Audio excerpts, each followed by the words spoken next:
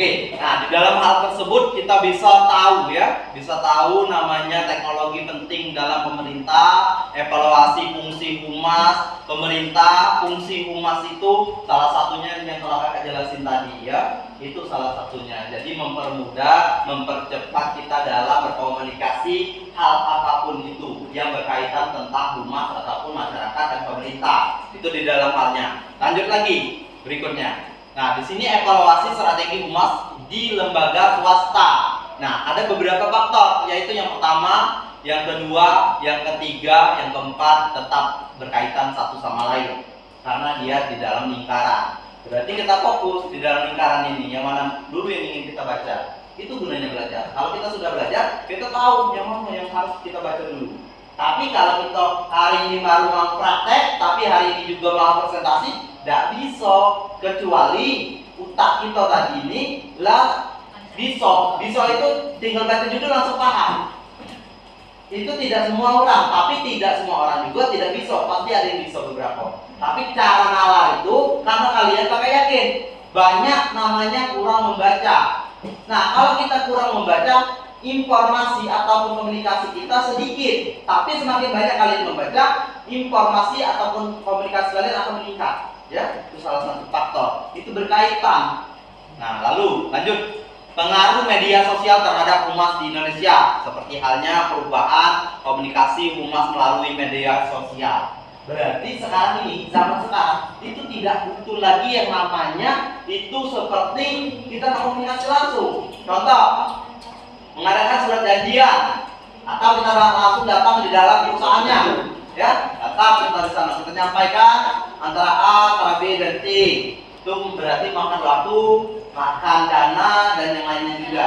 Tapi kalau sekarang ini sudah berkembang, ada namanya dunia maya, seperti teknologi sekarang ini, ya. Teknologinya apa?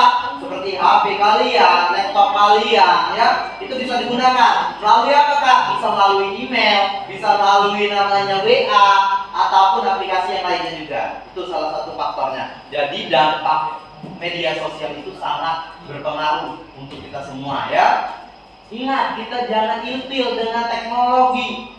Kadang sekarang ini masih ada yang berpikir, jangan sampai kita jadi teknologi karena teknologi itu seperti ini. Iya, kalau kita berpikirnya negatif pasti akan dapat negatif. Tapi kalau kita berpikirnya positif, insya Allah kita akan dapatnya namanya ilmunya positif. Nah, di dalam hal tersebut ada dampak media sosial bagi humas. Dampaknya itu bisa kalian baca di sini. Media sosial juga membawa tantangan baru untuk humas seperti penyebaran informasi yang salah. Nah, jadi teknologi itu seperti yang saya jelaskan tadi, kalau di tangan orang yang salah, itu gunanya dampaknya sangat luar biasa. Sama seperti halnya yang kalian tonton di namanya demo pada saat ini yang sedang ramai masyarakat kita. Itu kan karena apa? Karena ada namanya dunia maya. Seperti apa? TikTok, YouTube, itu salah satu faktor penyebab yang semakin pesat, ya. Karena kenapa? Dia tidak butuh waktu lagi. Tinggal berapa detik dia langsung nyebar ke seluruh global. Masyarakat yang tidak paham menjadi masyarakat yang sangat mudah dikelola, atau yang bahasa kasarnya seperti yang kamu sebutkan tadi. Itu paham?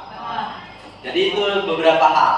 Seperti analisis media di era digital, sama halnya itu seperti beberapa pengaruh, ya. Ada juga terus ini beberapa persen. Jadi saat kita presentasi ataupun kita menjawab pertanyaan itu sangat perlu, ya, sangat perlu namanya ini, sangat perlu namanya ada angka. Bukan. Sangat perlu namanya ada angka, ya. Gitu. Karena apa? Saat kita berbicara, kalau ada angka yang akurat, itu berbicara kita melebihkan beberapa faktor. Yang pertama, berarti kita sudah meneliti secara benar, tuh, ya. Ya. Yang mau nonton silakan ke lapangan. Yang mau nonton,